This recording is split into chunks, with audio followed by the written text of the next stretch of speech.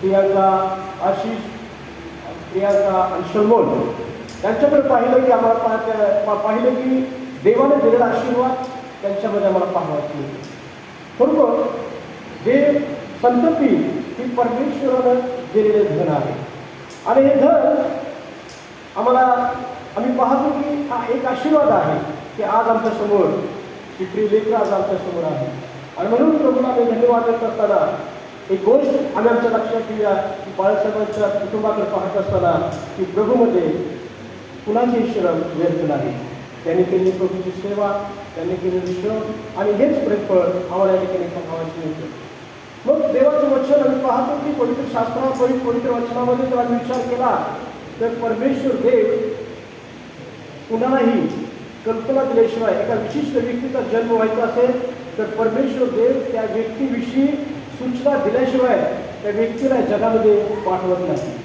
आणि आम्ही पाहतो की तुमचा माझा जन्म देखील देवाचं वचन आम्हाला संत पौल म्हणतोय की जगस्थापनेपूर्वी देवाने आमची निवड केली आहे आणि मग आमचा जन्म झाला. जगाच्या स्थापनेपूर्वी होणारी निवड आहे.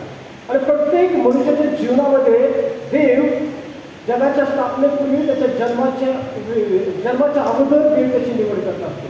आणि आम्ही पाहतो की इस्हाकाचा जन्म आणि इस्हाकाच्या जन्माविषयी जर देवाने दिलेलं वचन होतं ते वचन देवाने पूर्ण केलं. आज आपल्या सर्वांना माहित आहे सारा ही वयोवृद्ध झाली होती आणि सारेला मूल होणं अशक्य होतं. पण तिच्यासाठी अशक्य होतं, अब्रामासाठी अशक्य होतं, पण देवाला अशक्य नव्हतं. आणि म्हणून या ठिकाणी पाहतो की अब्रामानं आणि सारेनं जे स्वर्गीय पाहुणे त्यांच्याकडे आले होते ते 3 स्वर्गीय पाहुणे होते. त्या स्वर्गीय पाहुण्यांचा केलेला आदर, त्या स्वर्गीय पाहुण्यांचा केलेला सत्कार, आदर सत्कार आणि त्याला दिलेला मान सन्मान, या मान सन्मानाच्या मध्यामध्ये इसाकाच्या जन्माचं वचन त्या स्वर्गीय पाहुण्यांनी त्याला दिलं. आणि म्हणून पवित्र शास्त्र देवाचं वचन आम्हाला सांगतंय तो म्हणजे अब्राम दिवसाभर उन्हाच्या वेळी डेऱ्याच्या दाराशी बसला असता परमेश्वराने ममरेच्या एलोकाईने त्याला दर्शन दिलं. बघा देव आपल्या सेवकांना, आपल्या दासांना विशिष्ट प्रकारे दर्शन देत असतो आणि दर्शनाचा उद्देशच देवाचा होता की सारेचं जे काय तिचा जो अपमान होत होता, सारे मूल नसल्यामुळे तिला जी काही अवहेलना होती ती दूर करण्याचा देवाचा उद्देश होता.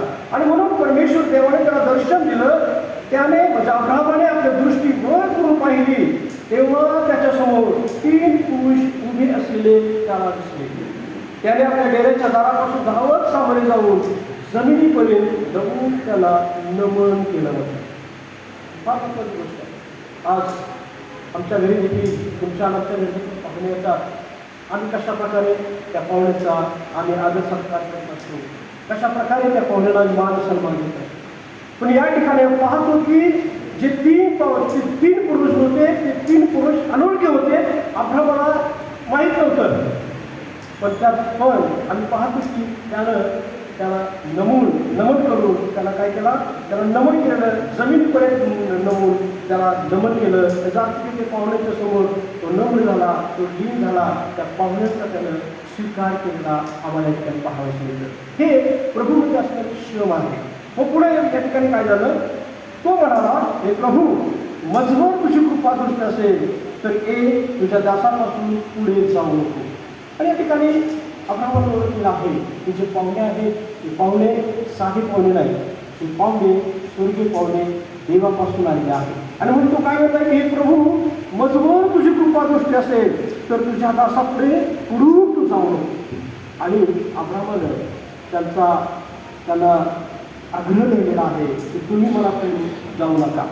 आणि पुढे असं लिहिलंय थोडे पाणी आणून द्या, तुम्ही आपले पाय धुवून त्या झाडाखाली विसावा घ्या, मी थोडी भाकर आणतो तिचा आपल्या जीवास आधार करा, मग पुढे जा, यासाठी की तुमचे या आपल्या दासाकडे येणे झाले. ते म्हणाले तू म्हणतोस तसे. बघा देव ज्यावेळेस देवाच्या योजनेप्रमाणे, देवाच्या इच्छेप्रमाणे आणि देवाची सेवा करतो, देवाच्या आज्ञेप्रमाणे सेवा करतो, देवाची इच्छेला अनुसरून आम्ही सेवा करतो, त्यावेळेस देव नेहमी आम्हाला काय म्हणत असतो, तू म्हणतोस तसे. कारण ते त्यांना आवडलं नव्हतं. एवढं लांबून आलेलो तुम्ही थोडं पाणी घ्या, तुम्ही विसावा घ्या, मी भाकरी आणतो. आणि मग या ठिकाणी ते म्हणतायत की तू म्हणतो तसं. तुमच्या माझ्या जीवनामध्ये ज्यावेळेस आम्ही देवाच्या वचनाप्रमाणे आचरण करत असतो, त्यावेळेस देव जशी आमची इच्छा आहे त्याप्रमाणे करण्यासाठी आम्हाला संमती देत असतो. पण त्यासाठी आमचं जीवन हे देवाच्या योजनेप्रमाणे, देवाच्या इच्छेप्रमाणे असणारं पाहिजे. आणि या ठिकाणी पाहतो की अब्राहमाचं जीवन कसं होतं. कारण अब्राहम हा देवाचा आवडता सेवक होता. देव जे काही सांगेल तो करणारा होता. आणि आपण पुढे जर पाहिलं इसाकाचं अर्पण देखील पुढे देवाला मागितलं. ते अर्पण देखील देण्यासाठी अब्राहमाने काय केलं नाही, काचकूच केली नाही. जात की अब्राहम हा देवाचा आवडता होता. आणि आपण आम्ही देवाचं वचन पाहतो तेव्हा अब्राहम दोरे देण्याकडे सारेकडे जाऊन म्हणाला, 3 मापे सफीत लवकर घेऊन ये व ते म्हणून त्याच्या भाकरी कर. अब्राहम गुराकडे धावत केला व त्याने चांगली कवळी वासू निवडून चाकरा पुढे दिले. ते त्वरेने ते रांधिले.